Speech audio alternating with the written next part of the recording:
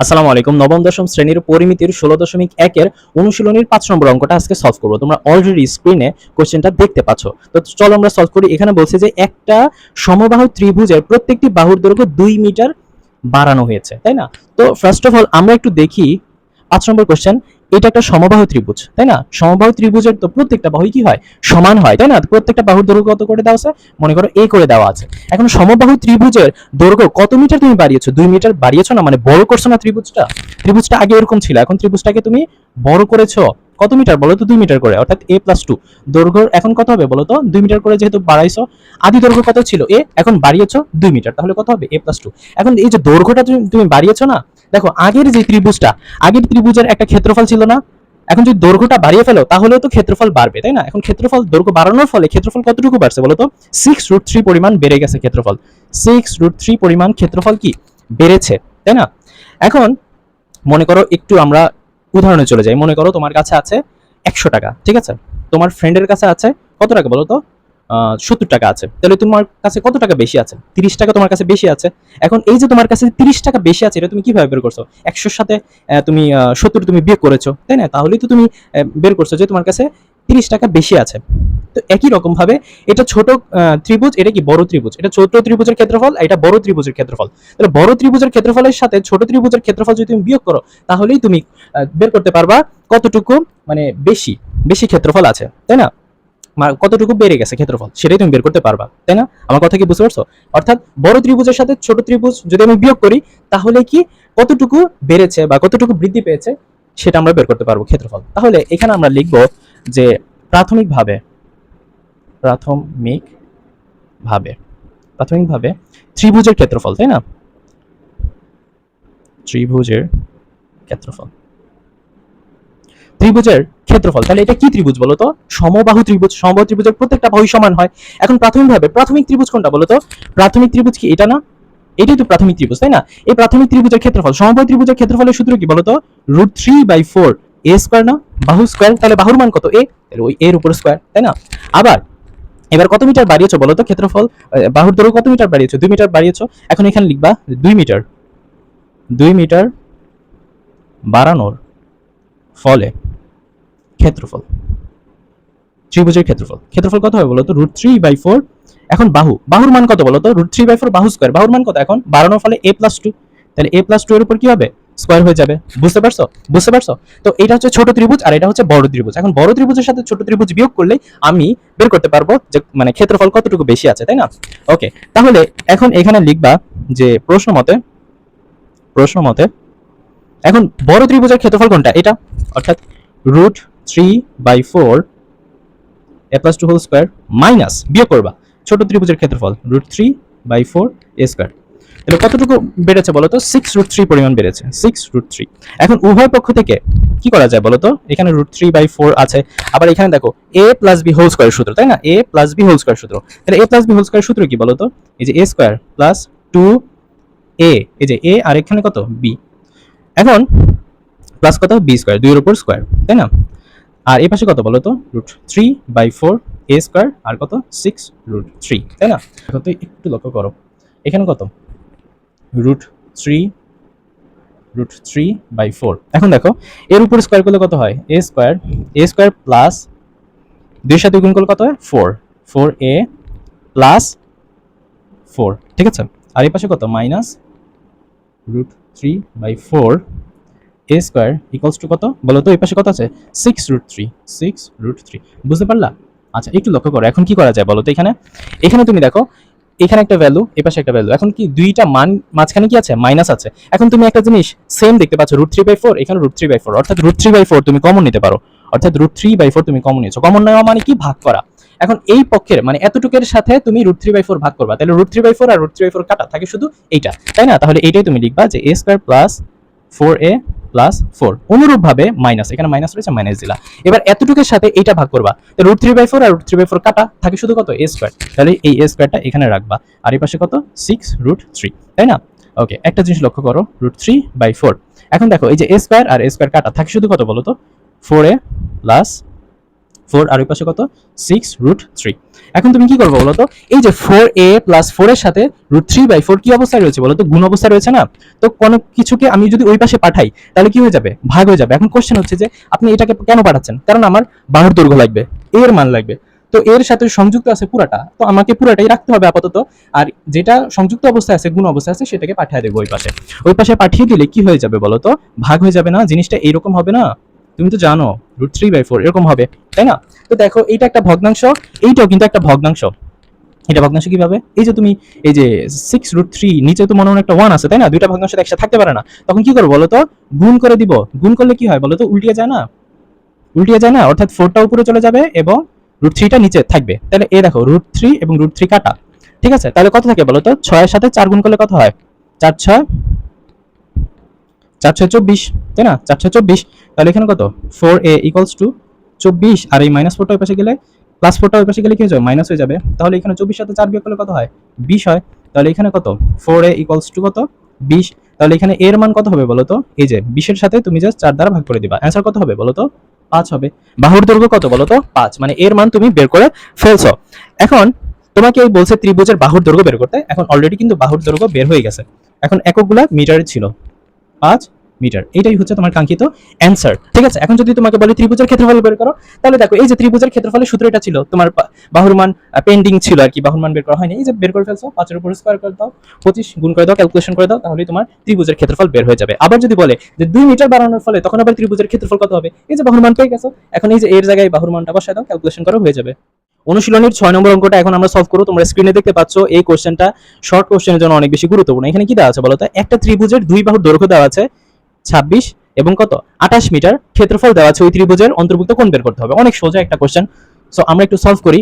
দেখো মনে করো এটা একটা ত্রিভুজ, ঠিক আছে? এটা কি ত্রিভুজ, ত্রিভুজের কোণ দিয়ে দাও, তিনটা কোণা, ওকে, তিনটা কোণ দেওয়া আছে এবং বলছে যে দুইটা দুইটা বাহুর দৈর্ঘ্য, একটা 26 এবং একটা 28। মনে করো এটা হচ্ছে 26 আর এটা হচ্ছে আমাদের কত 28, ঠিক আছে? এখন এদের মাঝে একটা কোণ রয়েছে, তাই না? অন্তর্ভুক্ত কোণ, এই কোণের মানটা তোমাকে বের করতে হবে, এই থিটার মানটা তোমাকে বের করতে হবে। এবং এই ত্রিভুজের সম্পূর্ণ ক্ষেত্রফলের মান কত দেওয়া আছে, এরিয়ার মান কত দেওয়া আছে বলো তো, ক্ষেত্রফল কত দেওয়া আছে, 182 182 বর্গমিটার, রাইট? 182 বর্গমিটার দেওয়া আছে।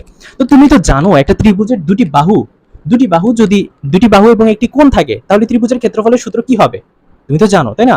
হাফ ইন্টু দুটি বাহুর গুণফল ইন্টু সাইন থিটা, তাই না? এইটাই তো তুমি জানো, তাই না? এখন দেখো যে ত্রিভুজ এ বি সি এর ক্ষেত্রফল, ত্রিভুজ এবিসি এর ক্ষেত্রফলের সূত্র কি হবে বলো তো, হাফ ইন্টু সন্নিহিত দুটি বাহু, অর্থাৎ একটা কোণের পাশের যে দুইটা বাহু, সেই দুইটা বাহুর কত দেওয়া আছে বলতো, এই যে এবি বাহু এবং কত বলতো বিসি বাহু, ইন্টু কত সাইন থিটা। এখন এই ত্রিভুজের, এই যে এবিসি ত্রিভুজের ক্ষেত্রফলের মান দেওয়া আছে কত 182, এবিসি ত্রিভুজের ক্ষেত্রফলের মান 182 তুমি লিখবা, আর এখানে কত হাফ। এবি এর মান কত স্যার, এবি এর মান হচ্ছে 26 এবং কত বিসি এর মান কত 28, এবং এখানে তোমাকে সাইন থিটার মানটাই বের করতে হবে, রাইট? ওকে, এখন গুণ করে দাও 182। এখন এই হাফের সাথে 26 এর অর্ধেক এবং তার সাথে কত 28 গুণ করবা, তাই না? গুণ করে ফেলো ইন্টু 28, তাহলে কত হয় 364, কত হয় 364 ইন্টু কত সাইন থিটা, ওকে। আচ্ছা, এখন তুমি এই পাশ এটাকে এই পাশে নিয়ে আসো, এটাকে ওই পাশে নিয়ে যাও, বা তোমার যা ইচ্ছা তাই করতে পারো। এইখান থেকে তুমি এটাকে এই পাশে পাঠাইতে পারো। তো আমি তোমাদের একটু সৌন্দর্য বর্ধনের জন্য এই কাজটা করে দিলাম, 182, তাই না? এটাকে এই পাশে আনলাম। এখন তো তোমার সাইন থিটার মান প্রয়োজন, ওকে তো প্রয়োজন না, তাই না? যেটা গুণ অবস্থায় রয়েছে সেটা ওই পাশে গিয়ে কি হয়ে যাবে স্যার, ভাগ হয়ে যায় না? যেটা গুণ থাকে ওই পাশে গিয়ে কি ভাগ হয়ে যায় না? এগুলো তো তোমরা বাচ্চাকালে পড়ে আসতেছো, তাই না? একদম ভালো করে আমি দেখাই দিচ্ছি। তাহলে এখানে কত সাইন থিটা। এখন দেখো 182 সাথে 364 ভাগ করলে কত হয়, 182 ভাগ 364, তাহলে কত হয় 0.5, কত হয় 0.5, ঠিক আছে? এখন তুমি তো থিটার মান বের করবা, তাই না? থিটার মান বের করবা, তো এখানে থিটা লিখবা, থিটার সাথে সাইন গুণ আছে, তো সাইন ওই পাশে গেলে কি হয়ে যাবে, ভাগ হয়ে যাবে না? ভাগ হয়ে যাবে না, মানে 0.5 এর সাথে সাইন ভাগ হয়ে যাবে না, এরকম। তো এই জিনিসটাকে আমি কিভাবে লিখতে পারি জানো, এই জিনিসটাকে কিভাবে লিখতে পারি জানো, সাইন ইনভার্স লিখতে পারো এবং ব্র্যাকেটের ভিতরে 0.5 লিখতে পারো। এখন তুমি চাইলে এই কাজটা নাও করতে পারো, ডিরেক্টলি এটা করতে পারো, ঠিক আছে? যেটা গুণ হবে, এখানে সাইন থাকুক, ট্যান থাকুক, কট থাকুক, ওই পাশে গিয়ে ওইটা ইনভার্স হয়ে যাবে, tan inverse, sine inverse, cos inverse. Sine লিখে জাস্ট -1 লিখে দিবা পাওয়ারে, ঠিক আছে?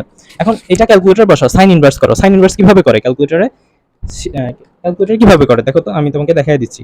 এই যে তোমরা কি করবা, শিফটে ক্লিক করবা। শিফট কোথায়, এই যে শিফটে ক্লিক করে সাইনে ক্লিক করবা। কোথায় সাইন আছে, এই যে এখানে সাইন আছে, সাইনে ক্লিক করবে। দেখছো কি আসছে বলো তো, সাইন ইনভার্স, তাই না? এখন কি করবা, এখন তোমাকে ব্র্যাকেটের ভিতরে 0.5 লিখতে হবে। এখন তুমি লেখো এখানে ব্র্যাকেট দাও, ব্র্যাকেট 0.5, সরি 0.5 লিখে ব্র্যাকেট ক্লোজ করছো। এখন কি ইকুয়ালে চাপ দাও, অ্যান্সার চলে আসছে কত, 30।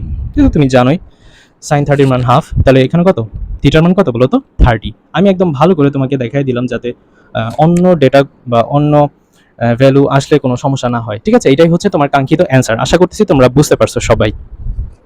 এখন আমরা 7 নম্বর অঙ্কটা করব, যেটা অনেক বেশি গুরুত্বপূর্ণ। তোমরা স্ক্রিনে দেখতে পাচ্ছ, এখানে কি বলা হচ্ছে, একটা সমদ্বিবাহু ত্রিভুজের সমান সমান বাহুর দৈর্ঘ্য 10 মিটার এবং ক্ষেত্রফল দেওয়া আছে, ভূমির দৈর্ঘ্য বের করতে বলছে। ঠিক আছে, কত নম্বর এটা, এটা হচ্ছে 7 নম্বর কোশ্চেন। তো এটা একটা সমদ্বিবাহু ত্রিভুজ। সমদ্বিবাহু ত্রিভুজের কি হয় বলো তো, দুইটা বাহু সমান হয়, তাই না? দুইটা বাহু সমান হবে সমদ্বিবাহু ত্রিভুজে। মনে করো এটা এ, এটা বি, এটা সি। এখন এই ত্রিভুজের যে দুইটা বাহু সমান, সেই দুইটা বাহুর মান দেওয়া আছে, সমান সমান বাহুর দৈর্ঘ্য কত, 10 করে দেওয়া আছে। আর এই ভূমিটা তোমাকে বের করতে হবে। ঠিক আছে, এই বিসির মানটা তোমাকে বের করতে বলছে, এবং এরিয়ার মানটা দেওয়া আছে, ক্ষেত্রফল এই এরিয়ার মান কত দেওয়া আছে বলতো, ক্ষেত্রফল কত দেওয়া আছে বলতো, 48। ক্ষেত্রফল দেওয়া আছে 48 মিটার স্কয়ার, বর্গ মিটার, তাই না? আচ্ছা, এখন দেখলে ভূমির দৈর্ঘ্য বের করতে বলছে। এখন তো এটা সমদ্বিবাহু ত্রিভুজ, রাইট? এই কি ত্রিভুজ, সমদ্বিবাহু ত্রিভুজ। এখন সমদ্বিবাহু ত্রিভুজের ক্ষেত্রফলের সূত্রটা এখানে অ্যাপ্লাই করবা, তাহলেই তো হয়ে যায়, তাই না? ওকে, তাহলে এখানে লেখো যে ত্রিভুজ এবিসি এর ক্ষেত্রফল, অর্থাৎ সমদ্বিবাহু ত্রিভুজের ক্ষেত্রফলের সূত্র কি বলতো, b/4 √4a² - b²। আশা করতেছি সূত্রগুলো তোমাদের আয়ত্তে আছে। ঠিক আছে, তোমরা জানো সূত্রগুলো। ওকে, ত্রিভুজ এবিসি এর ক্ষেত্রফল কত বলতো, 48 না, জাস্ট এখানে 48 লিখবা। ওকে, তাহলে বি, ভূমিটাই তো আমি বের করব, b/4 √4a²। এ মানে কত, সমান সমান বাহু। এ মানে কি, সমান বাহু। সমান বাহু কত বলতো, 10 করে আছে না, এই 10, 10 এর উপর স্কয়ার মাইনাস কত, b এর উপর স্কয়ার। ওকে, ঠিক আছে। এখন দেখো এখানে কত, 48 ইকুয়ালস টু b/4 √। তো 10 এর উপর স্কয়ার করলে কত হয় বলো তো, 100। 100 সাথে 4 গুণ করলে কত হয়, 400। তো 400 মাইনাস b²। ঠিক আছে, বুঝতে পারছো? ওকে, আশা করছি বুঝতে পারছো। এখন দেখো এই পুরো ভ্যালুর সাথে এই যে b/4 গুণ আছে, তাই না? তো এটা ওই পাশে গেলে কি হয়ে যাবে, ভাগ হয়ে যাবে না? তো ভাগ থাকলে কি হয় বলো তো, উল্টিয়ে যাবে না? এটা উল্টিয়ে যাবে, অর্থাৎ 4 বাই এখানে কত হবে, b হবে, আর এখানে কত, রুট 400 মাইনাস b²। এখন এখন দেখো এই 48 সাথে 4 দ্বারা গুণ করো। ঠিক আছে,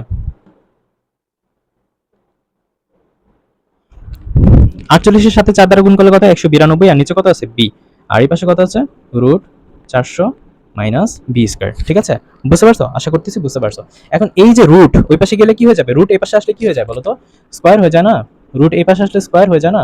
স্কয়ারই হবে। ঠিক আছে, এখন অর্থাৎ 192 বাই বি, তারপর কত, স্কয়ার, আর এই পাশে কত আছে বলো তো, 400 মাইনাস b²। এখন দেখো 192 এর উপরে স্কয়ার, বি এর উপরে স্কয়ার, 192 এর উপরে যদি স্কয়ার করো তাহলে তুমি কত পাবা বলো তো, 368 36864 এত পাবা। আর বি এর উপর স্কয়ার করলে কত হয়, b² হয়। আর এই পাশে কত, 400 মাইনাস b²।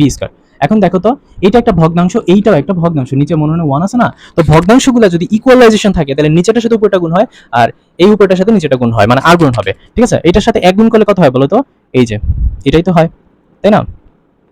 আর b² সাথে 400 গুণ করলে কত হয়, 400 b² মাইনাস b² সাথে b² গুণ করলে কত হয়, b⁴ হয়। এখন এই পক্ষকে এই পাশে নিয়ে আসো, অর্থাৎ কত, 400 b² মাইনাস b⁴। আর এটা পাশে গেলে কি হয়ে যাবে বলো তো, জাস্ট জায়গা চেঞ্জ করতেছো তুমি, রাইট? বুঝতে পারছো? ওকে, তাহলে এখন দেখো আমাকে তো সর্বোচ্চ পাওয়ার সংবলিত পদটাকে সামনে আনতে হবে। এখানে সর্বোচ্চ পাওয়ার কোনটা, b⁴। এটাকে সামনে আনলে কি হবে বলো তো, মাইনাস b⁴। তারপর কত আছে, এই প্লাস 400 b²। তারপর কত আছে বলো তো, এটা আছে না, এটা সমানের ভিতরে নিয়ে আসলে কি মাইনাস হয়ে যাবে না প্লাসটা? এগুলো তো তোমরা বুঝো ভাইয়া, ইকুয়ালস টু 0। ওকে, এখন তুমি তো জানো যে এখানে কি মাইনাস চলে আসছে, তাই না? এই মাইনাসটা তোমাকে ভ্যানিশ করতে হবে, তাই মাইনাস কমন নিতে হবে তোমার। -1 তুমি মনে করো কমন নিলা, মাইনাস কমন নেওয়া মানে কি, চিহ্নের পরিবর্তন হয়ে যায়। দেখো মাইনাসে মাইনাসে প্লাস, এখানে প্লাস হবে, প্লাসে মাইনাসে মাইনাস, মাইনাসে মাইনাসে প্লাস, 36864 ইকুয়ালস টু 0। এখন -1 এর সাথে এই পুরোটা গুণ আছে, তাই না? তো আমার তো এই পুরোটার মান প্রয়োজন, -1 প্রয়োজন না। -1 ওই পাশে গিয়ে শূন্যের সাথে ভাগ হয়ে ভ্যানিশ হয়ে বাসায় চলে যাবে। ঠিক আছে, তাই থাকবে কত বলো তো, b⁴ মাইনাস 400 b² প্লাস কত, 36864 ইকুয়ালস টু 0। এখন আমরা কি করবো বলো তো, মিডল টার্ম করবো, তাই না? অনেক বড় একটা ভ্যালু চলে আসে, তাই না? তো এখন আমরা কিভাবে করবো, ক্যালকুলেটরের সাহায্য নিব, তাই না? এখন মিডল টার্ম কিভাবে করে বলো তো? এই যে b⁴ এর সাথে 1 আছে, আর এখানে কত আছে বলো তো? তৃতীয় যেই পদটা সেখানে কত আছে? 36864, এটার সাথে এক গুণ করলে কত হয়? এই 36864 তো হয়। আর এই পাশে কত আছে বলো তো? -400। তাহলে তোমাকে এমন দুইটা সংখ্যা নিতে হবে, যাতে ওই দুইটা সংখ্যা গুণ করলে এটা হয় এবং যোগ বিয়োগ করলে -400 হয়। সেই দুইটা সংখ্যা কত বলো তো? আমরা ক্যালকুলেটর দিয়ে বের করতে পারবো। ঠিক আছে, তোমরা আশা করছি তোমরা সবাই জানো এই নিয়মটা। তো আমি আরেকবার দেখাই দিচ্ছি, একটু লক্ষ্য করো। ক্যালকুলেটরে তোমরা এই যে মোট ক্লিক করবা, একবার, দুইবার, তিনবার, মোট তিনবার ক্লিক করে এখানে ইকুয়েশন আসছে। ইকুয়েশন কত নম্বর বলতো? 1 নম্বর। একে ক্লিক করবা, এক কথা একে। একে ক্লিক করে এখানে দুইটা অপশন আসছে 2 3, তো আমরা ক্লিক করব রিপ্লাই ক্লিক করব। তারপর এখানে ডিগ্রি 2 3 আসছে, তো এখন কোথায় ক্লিক করব? 2 তে ক্লিক করব, কারণ এখানে কত আছে বলো তো? এটা দ্বিঘাত সমীকরণ। তাহলে এখানে এই যে জাস্ট এখানে 2 তে ক্লিক করবা, 2 তে ক্লিক করবা। তারপর a1 এর মান চাচ্ছে, তাহলে a1 এর মান কত বলো তো? a1 এর মান কত বলো তো? a1 এর মান কত? এই যে এটাকে a1 ধরো, এটাকে করো, এটা b1 ধরো, এটা কত? c1 ধরো। a1 এর মান কত? মনে হয় 1, মানে সহগটা হচ্ছে 1। তাহলে এখানে 1 ক্লিক করবা, এই যে 1 ক্লিক করবা, 1 এ ক্লিক করে ইকুয়ালে চাপ দিবা। এখন এখানে b এর মান চাচ্ছে, b এর মান কত বলো তো? -400। b এর মান কত? -400। সো এখানে কত লিখবা? -400, এই যে -400। ঠিক আছে, সমানে ক্লিক করবা, c এর মান চাচ্ছে। c এর মান কত বলো তো? এই যে 36,864। এবার ইকুয়ালে চাপ দিবা, দুইটা ভ্যালু আসবে, একটা হচ্ছে 256 আর একটা কত? 144। ঠিক আছে, এখন এই দুইটা মানের প্রয়োজন ছিল, একটা হচ্ছে 256 আর একটা কত? 144। এখন এই দুইটা সংখ্যাকে গুণ করলে তুমি কত? 36,864 পাবা। তুমি গুণ করে দেখো। আর যদি আমি দুইটা সংখ্যার সামনে মাইনাস দিই, তাহলে মাইনাস এমনি প্লাস যোগ হয়ে যাবে, 256 সাথে 144 যোগ করলে 400 তুমি পাবা। ঠিক আছে, ওকে ওকে। তাহলে সামনে মাইনাস কেন দিলাম? কারণ এই পাশে মাইনাস আছে। ওকে, তাহলে এখানে কত বলো তো? b⁴। এখন তো মিডল টার্মে, যে মিডল অর্থাৎ মাঝখানে যে পদটা তুমি ভেঙে ফেলছো, ভেঙে কত পাইছো বলো তো? -256b², আর কত পেয়েছো? -144b²। আর ওই পাশে কত আছে? 36864 ইকুয়ালাইজেশন অফ 0, তাই না? এখন তুমি কি কমন নিবে বলো তো? b 4টা আছে, তার মানে তুমি b² কমন নিতে পারো। b⁴ এর সাথে b² ভাগ করলে কত হয়? b², মাইনাস এটার সাথে b² ভাগ করলে কত হয়? b² কাটা থাকে শুধু 256। ঠিক আছে, মাইনাস এখানে 100, তুমি কত কম নিবা বলো তো? 144 কমন নিবা, তাই না? 144 কমন নিলে 144 b² সাথে 144 ভাগ করলে কত হয়? b², আর প্লাসে মাইনাসে মাইনাস, এটার সাথে 144 ভাগ করলে কত হয়? 256 হবে। তুমি ক্যালকুলেশন করে দেখে নিতে পারো। ওকে, তাহলে এখানে b² - 256, b² - 256 দুইটা আছে, আমি জাস্ট একটা নিব। এবং এপাশে কত আছে? b² মাইনাস, এই যে b² মাইনাস কত? 144 ইকুয়ালস টু 0। ওকে, আচ্ছা, আশা করতেছি তোমরা এতটুকু তুলে ফেলছো। এখন আমরা কি এটা একটু মুছে দিব।